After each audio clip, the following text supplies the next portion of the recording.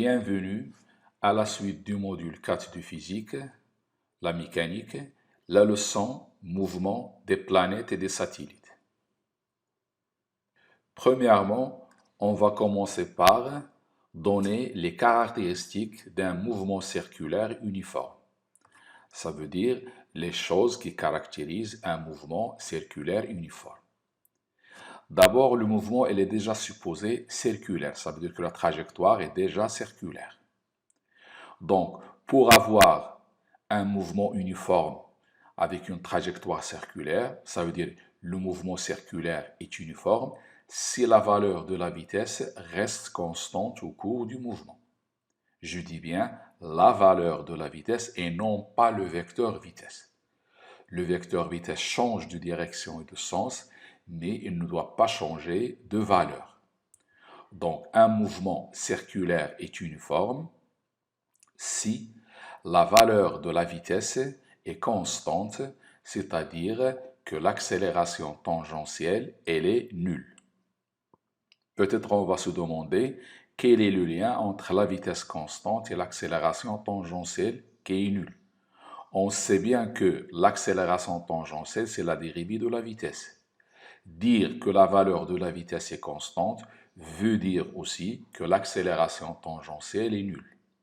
Donc la première chose, un mouvement circulaire, il dit uniforme si la valeur de la vitesse est constante. Ça veut dire aussi que son accélération tangentielle est nulle. Deuxième point, puisque l'accélération tangentielle est nulle, l'accélération de ce corps n'est égale qu'à l'accélération normale.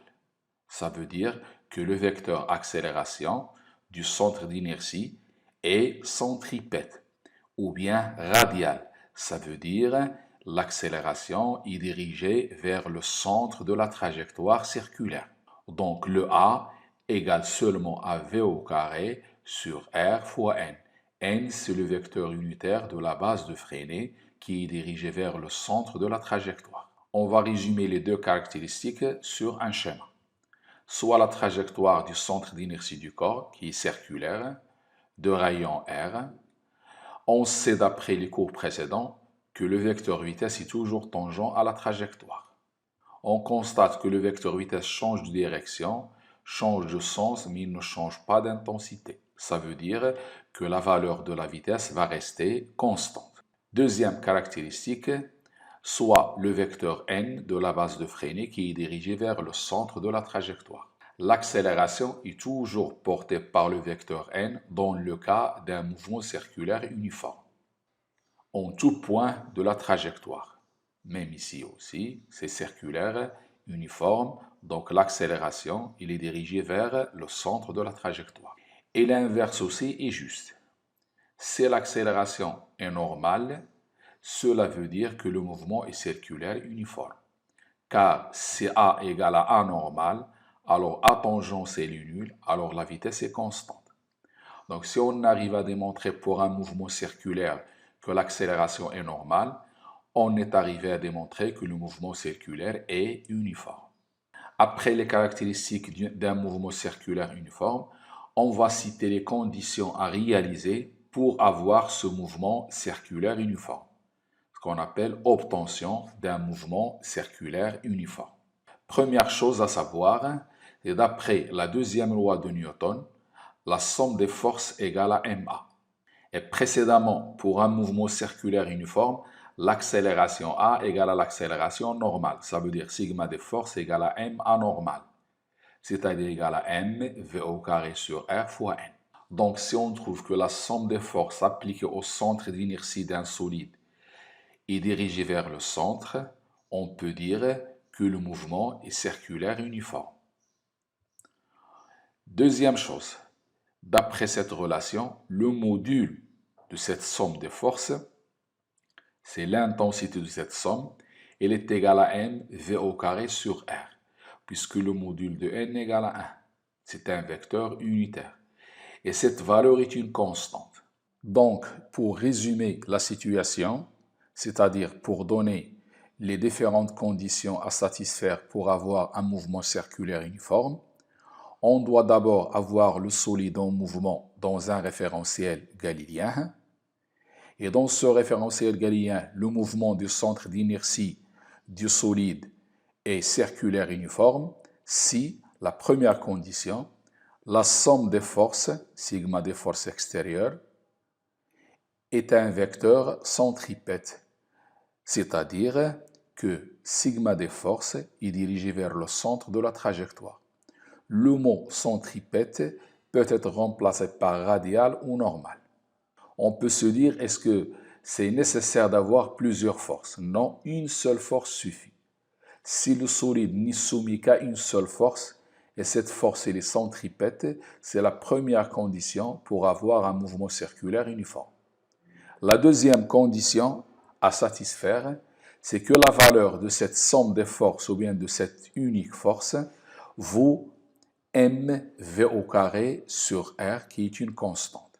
Donc avoir la somme des forces centripète et le module de cette somme des forces est constant veut dire que le mouvement est circulaire uniforme. Et ça va dans l'autre sens. Si le mouvement est circulaire uniforme, alors la somme des forces est centripète et son module, elle est constant. Avant d'entamer les lois de Kepler, qui est la suite de cette leçon, j'aimerais bien vous donner un aperçu historique sur les lois de Kepler. D'abord, Johannes Kepler est un astronome allemand qui est venu un siècle après Copernic. Il est contemporain de Galilée. Il communiquait beaucoup avec lui. Et ces communications se portaient essentiellement pour essayer d'expliquer aux gens la justesse du système de Copernic.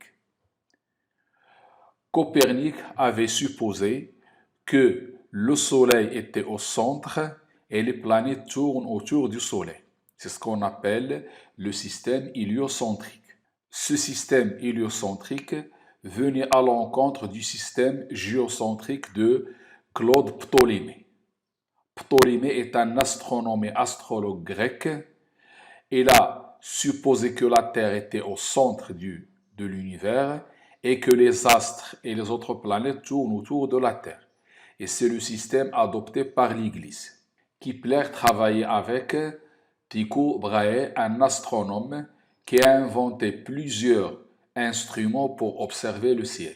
Après sa mort, Kepler a pris les résultats de ses observations et les a étudiés profondément pour en tirer enfin les trois lois dites les lois de Kepler. Passons maintenant aux lois de Kepler, qui sont du nombre de 3. On va commencer par la première loi, dite la loi des orbites. Je vais énoncer cette loi et après je vais l'expliquer. La loi, il dit, dans le référentiel héliocentrique, la trajectoire du centre d'une planète est une ellipse dont l'un des foyers est le centre du Soleil. Cela veut dire que la trajectoire des planètes n'est pas un cercle, mais une ellipse. Cette ellipse possède un grand axe et aussi un petit axe. L'intersection du grand axe et du petit axe est le centre de l'ellipse. Mathématiquement, chaque ellipse possède deux foyers, F et F' symétriques par rapport à eux. Donc, une planète, elle emprunte cette trajectoire ou bien cette orbite autour du Soleil avec le Soleil dans l'un des deux foyers, soit F', soit F. On appelle F et F' foyers de l'ellipse. Ils sont au nombre de 2. La distance, ou bien la moitié du grand axe, ça s'appelle petit a et c'est le demi-grand axe. La moitié du petit axe, on l'appelle petit b et ça s'appelle le demi-petit axe. Maintenant, d'après cette loi, le Soleil occupe l'un des foyers, soit F, soit F'. Et la planète tourne autour du Soleil, P. Donc la planète tourne autour du Soleil dans une orbite qui n'est pas circulaire. Une ellipse vérifie la relation suivante. F'P plus Fp égale à 2 fois A. C'est pas à prendre. Si on va l'utiliser, elle sera donnée dans les exercices. Lorsque la planète est au point le plus proche du Soleil, on dit qu'elle est au périlée. C'est le point le plus proche du Soleil. Si elle est au point le plus loin du Soleil, elle est à l'affilée. Donc, on est censé le jour de l'examen ou bien dans les exercices de donner l'énoncé de cette loi, c'est-à-dire dans le référentiel héliocentrique, la trajectoire du centre d'une planète est une ellipse dont l'un des foyers est le centre du Soleil. Et se rappeler de ce schéma, surtout le centre, les deux foyers et l'ellipse, ainsi que le demi-grand axe. Et on doit se rappeler que le cercle est une ellipse dont les foyers sont confondus. C'est-à-dire que le cercle est un cas particulier de l'ellipse. Passons à la deuxième loi de Kepler, dite loi des airs. Je vais d'abord énoncer la loi et après l'expliquer. La loi, il dit, le segment de droite reliant le Soleil à une planète balaye des aires égales pendant des durées égales. Ceci veut dire sur un schéma. La planète suit cette orbite elliptique. Le segment de droite reliant le Soleil à la planète, c'est ce segment, SP. La longueur de ce segment change en fonction de la position de la planète sur son orbite. Lorsqu'elle est loin du Soleil, elle a une grande longueur. Lorsqu'il est proche du Soleil, elle a une petite longueur. Lorsque la planète, à l'instant T1, est en cette position, et à l'instant T1 plus delta T, elle est en cette position. Ce segment va balayer cette aire en rouge, qu'on va appeler A1.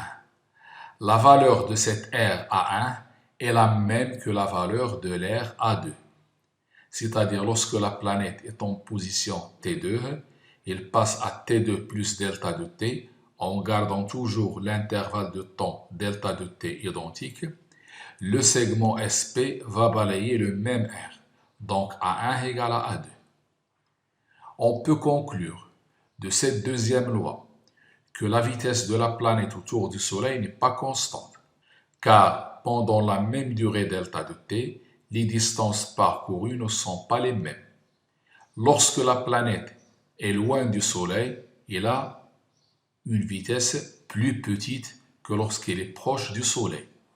Donc la planète va plus vite lorsqu'elle est proche du Soleil et moins vite lorsqu'elle est loin du Soleil. Donc je peux dire, d'après cette loi, les planètes se déplacent plus rapidement lorsqu'ils sont proches du Soleil et plus lentement lorsqu'ils en sont loin. Donc le jour de l'examen ou bien des exercices, on est censé donner l'énoncé de la loi et essayer de la schématiser et de la comprendre sur un schéma. La troisième loi de Kepler, dite loi des périodes, pour toutes les planètes du système solaire, le rapport entre le carré de la période T de révolution de la planète et le cube du demi-grand axe A de l'orbite elliptique est constant. Ça veut dire, si je divise T au carré sur A au cube, ça me donne une constante. Mathématiquement, cela veut dire que T au carré égale à K fois A au cube. Cette constante ne dépend pas de la planète, elle dépend seulement du Soleil. Puisqu'on est dans le système solaire, les planètes tournent autour du Soleil, cette constante concerne seulement le Soleil. Passons aux unités. La période doit être en secondes, A doit être en mètres, et K est une constante indépendante de la planète considérée, mais elle dépend seulement du centre attracteur, c'est-à-dire elle dépend seulement du Soleil dans notre cas. Il est exprimé en secondes au carré sur mètre au cube. Après les lois de Kepler, on va maintenant s'intéresser au mouvement des planètes autour du Soleil et au mouvement des satellites autour de la Terre. Et on va se placer dans l'approximation circulaire, c'est-à-dire on va considérer que la trajectoire des planètes est circulaire.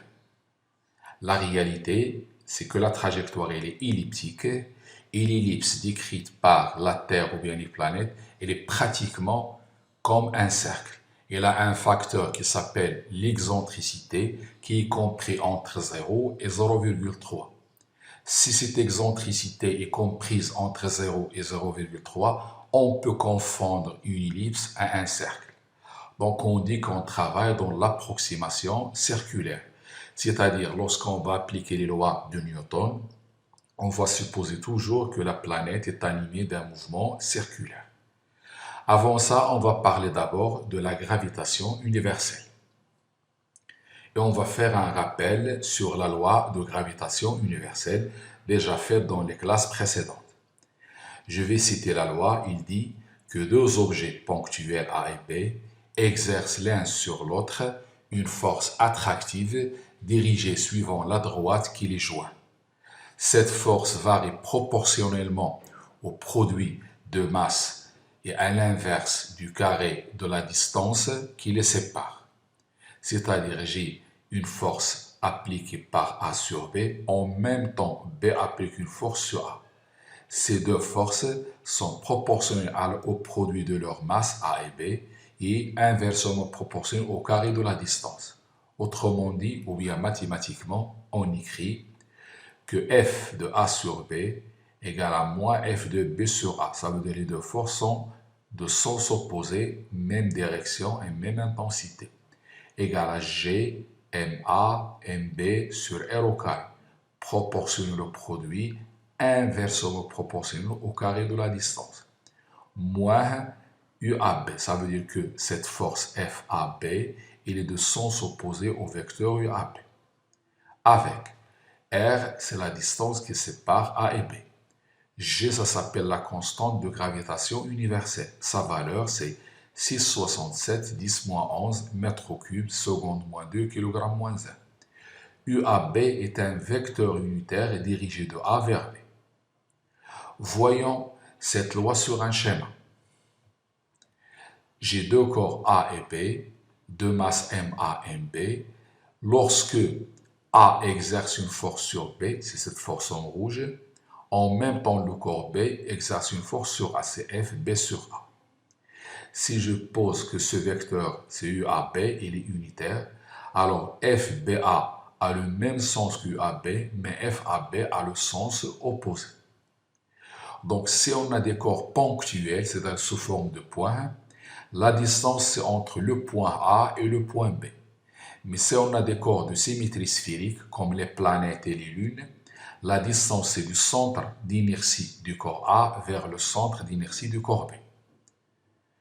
Pour deux objets à répartition sphérique, comme des planètes, la distance R est alors égale à la distance séparant le centre des deux sphères. C'est-à-dire, ce n'est pas de la surface à la surface, mais du centre de la sphère au centre de l'autre sphère. Après ce rappel, on va maintenant s'attaquer au mouvement des planètes autour du Soleil.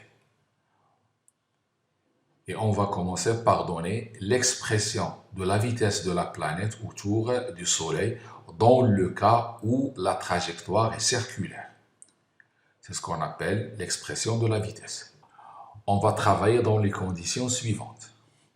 On va négliger toutes les forces appliquées par les autres planètes sur la planète étudiée. Et on ne va garder que la force appliquée par le Soleil sur la planète. Vu que cette force est beaucoup plus importante, elle est dominante dans le système solaire, devant la force appliquée par les autres corps de l'univers. Donc, on va dire que la planète est soumise à la force d'attraction gravitationnelle exercée par le Soleil. On va noter cette force F du Soleil sur la planète, elle est égale à moins G, la masse du Soleil, fois la masse de la planète, sur la distance qui les sépare, fois le vecteur unitaire USP. Alors voyons ça sur un schéma. Si je suppose que cette étoile c'est le Soleil, et cette trajectoire c'est la trajectoire de la planète, lorsque la planète est dans cette position, elle est soumise à l'action du Soleil, donc il est attiré vers le Soleil par la force FSP.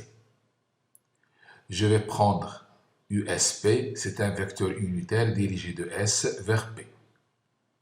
Et comme ça, le vecteur unitaire et la force ont des sens opposés.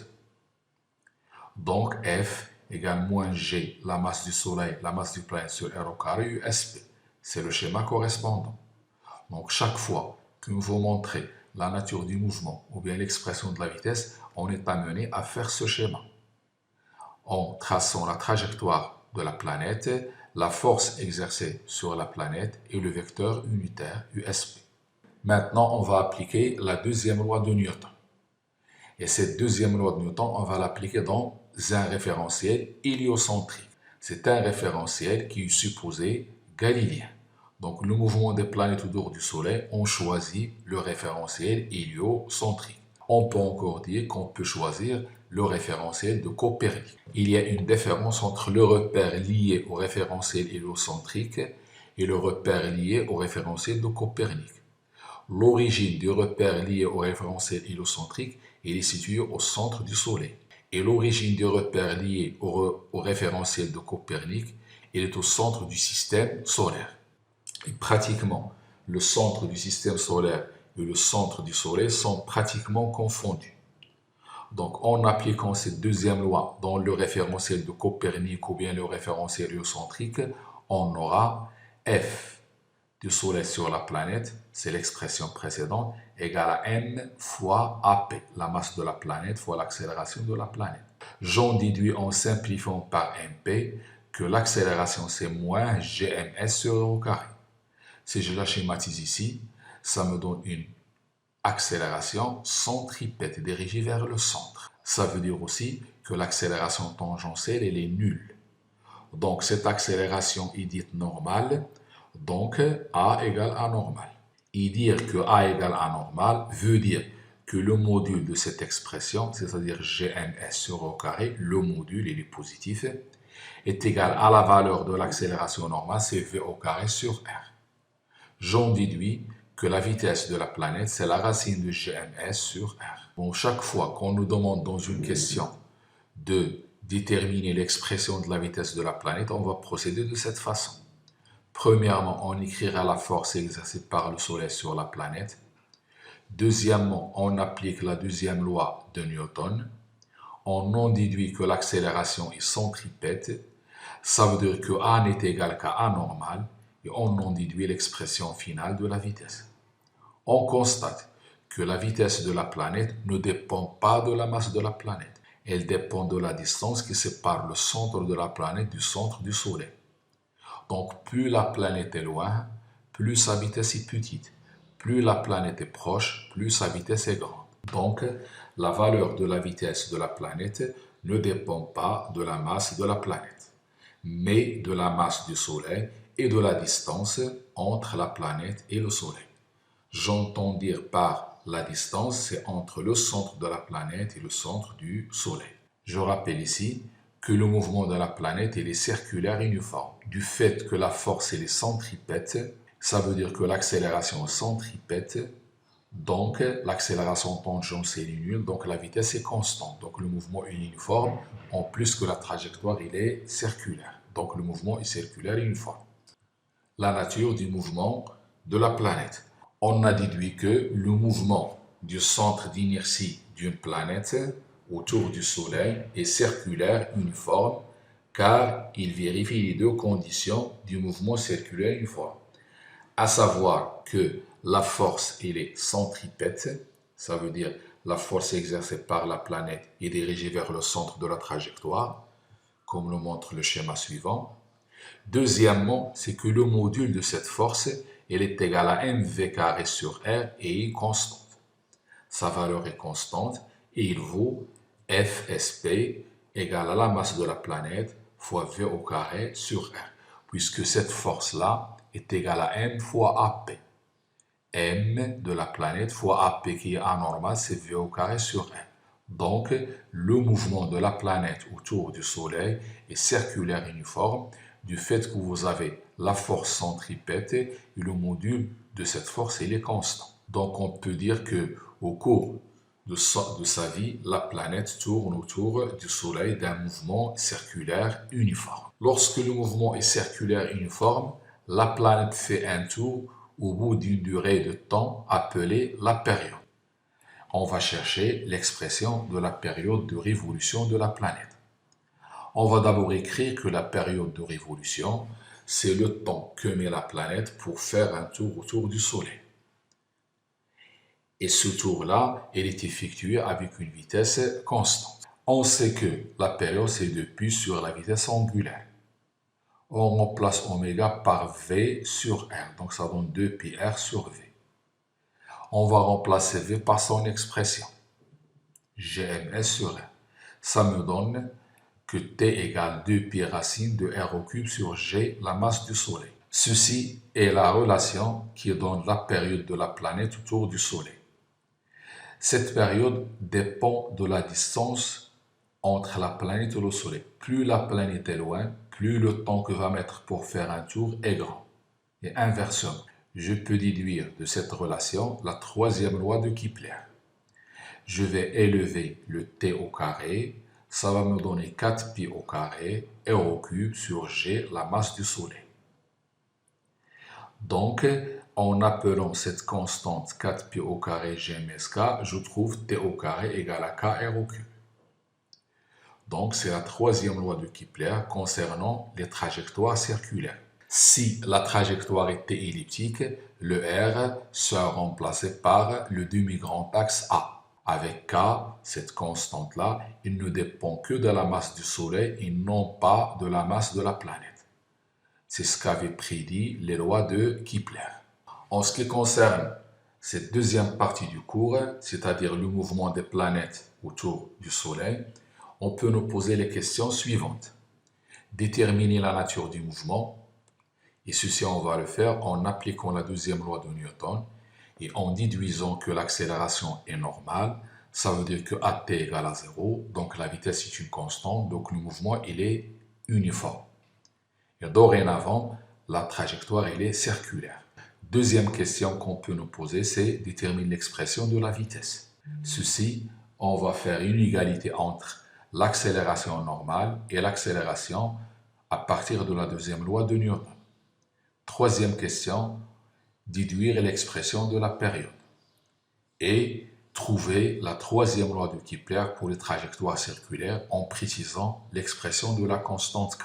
On va nous poser les mêmes questions, cette fois-ci, concernant les satellites autour des planètes.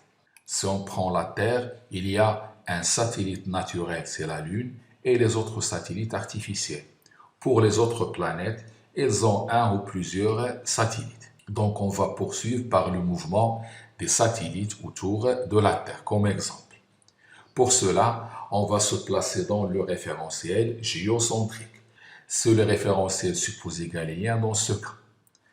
Par analogie, c'est-à-dire en faisant le même raisonnement, c'est-à-dire en remplaçant le Soleil par la Terre et les planètes par le satellite, on va déduire de la même façon que le mouvement est circulaire uniforme autour de la Terre sur une orbite de rayon R. Voyons ça sur un schéma. Si je suppose que ça c'est la planète de rayon R et le satellite tourne autour de la Terre sur une trajectoire circulaire à une hauteur h de la surface de la Terre, donc la force appliquée par la planète sur le satellite FPS et les centripètes. Donc si la force est centripète, c'est-à-dire de sens opposé à ce vecteur UPS, donc l'accélération est les centripètes, donc AS égale A normal, et puisque A égale A normal, donc A tangentielle égale à 0, donc la vitesse est une constante, donc le mouvement il est circulaire uniforme de rayon R. Le rayon R cette fois-ci c'est R plus H. C'est à partir du centre de la planète jusqu'à la trajectoire du satellite. Donc en appelant H l'altitude en mètres du satellite par rapport à la surface de la Terre, on peut écrire que, je rappelle la vitesse d'une planète autour du Soleil. C'était G, la masse du Soleil sur R. Maintenant, la vitesse du satellite autour de la Terre, ça sera G, la masse de la Terre sur R. Donc on va remplacer la masse du Soleil par la masse de la Terre, puisque le satellite tourne autour de la Terre. Tout à l'heure ici, c'était la planète autour du Soleil. Et la distance r, c'est r plus h. Donc ça, c'est l'expression de la vitesse. Pour la période, on avait trouvé t égale 2pi racine de r au cube sur gms. Ça sera de même, t égale 2p, r au cube, ça sera r plus h le tout au cube, et au lieu de la masse du Soleil, ça sera la masse de la Terre. Donc, on voit que la résolution des exercices des mouvements des satellites autour des planètes ou bien des planètes autour du Soleil, c'est la même chose. On va utiliser la même méthode, on aura les mêmes relations, on va changer seulement les grandeurs. Si la planète tourne autour du Soleil, on aura dans les expressions la masse du Soleil. Si le satellite tourne autour d'une planète, on aura dans les exercices la masse de la planète. On va parler maintenant d'un type particulier de satellite, c'est le satellite géostationnaire. Le mot géostationnaire veut dire que c'est un satellite qui paraît stationnaire, c'est-à-dire immobile, par rapport à un observateur terrestre. Donc, lorsque un observateur sur la Terre voit un satellite et ce satellite ne change pas de position, ceci veut dire que ce satellite il est géostationnaire. Ça ne veut pas dire que le satellite ne bouge pas, mais la Terre et le satellite ont la même vitesse de rotation. On définit donc un satellite géostationnaire s'il est toujours situé au-dessus du même point de la Terre. Il est immobile dans un référentiel terrestre. Donc, par rapport à la Terre, le satellite paraît immobile. C'est ce qu'on appelle un satellite géostationnaire. On est amené à connaître cette définition. Un satellite géostationnaire est un satellite immobile dans un référentiel terrestre, tout court. Pour avoir un satellite géostationnaire, c'est-à-dire pour satisfaire que le satellite soit géostationnaire, l'orbite de ce satellite qui est circulaire, elle doit être contenue dans le plan équatorial de la Terre. C'est-à-dire que la trajectoire de ce satellite doit être obligatoirement dans le plan équatorial de la Terre. Donc, l'équateur, c'est ça. Et ceci, c'est le plan équatorial. Donc, la trajectoire du satellite doit être dans le plan équatorial. Si la trajectoire n'est pas dans le plan équatorial, le satellite ne peut être pas géostationnaire. On appelle cette orbite l'orbite géostationnaire. Voyons ça sur une animation. Ce satellite reste toujours au-dessus de cette partie. Lorsqu'il tourne avec la Terre avec la même vitesse, il est toujours au-dessus de la même partie. Donc pour cette personne qui est au-dessous du satellite sur Terre, il lui apparaît toujours à la même place. Donc à savoir que le satellite est géostationnaire lorsque son orbite est contenu dans le plan équatorial. Deuxième chose, c'est que ce satellite possède la même vitesse de rotation que la Terre. Et ça va de soi de dire qu'il possède la même période de révolution. Si la Terre fait un tour autour d'elle-même pendant 24 heures, le satellite aussi fait un tour autour de la Terre pendant 24 heures. Maintenant, voyons l'altitude à laquelle se trouve le satellite géostationnaire. Pour cela, la période de révolution T du satellite est égale à la période de rotation de la Terre sur elle-même. C'est déjà dit. Ça veut dire que cette expression est égale à 24 heures. C'est la période de la Terre. Et je peux tirer la valeur de H. Donc si j'élève au carré, ça donne 4pi au carré, R plus H au cube sur GMP, la masse de la planète. Donc R plus H au cube, c'est T au carré fois GMP sur 4pi au carré.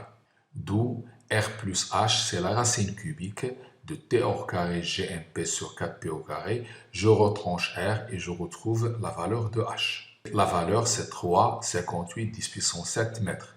C'est pratiquement 36 000 km.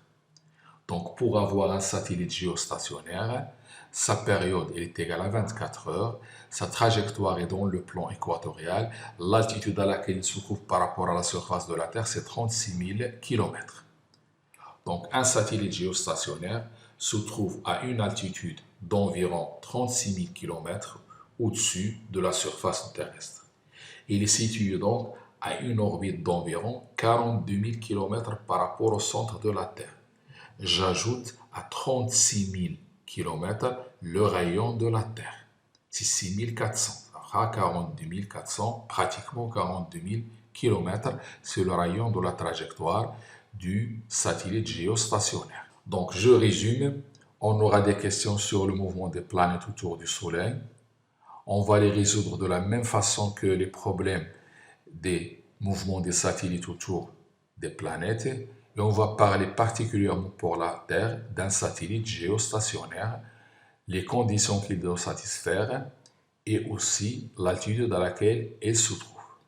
C'est la fin de la leçon mouvement des satellites et des planètes. Merci de votre attention et à la prochaine leçon.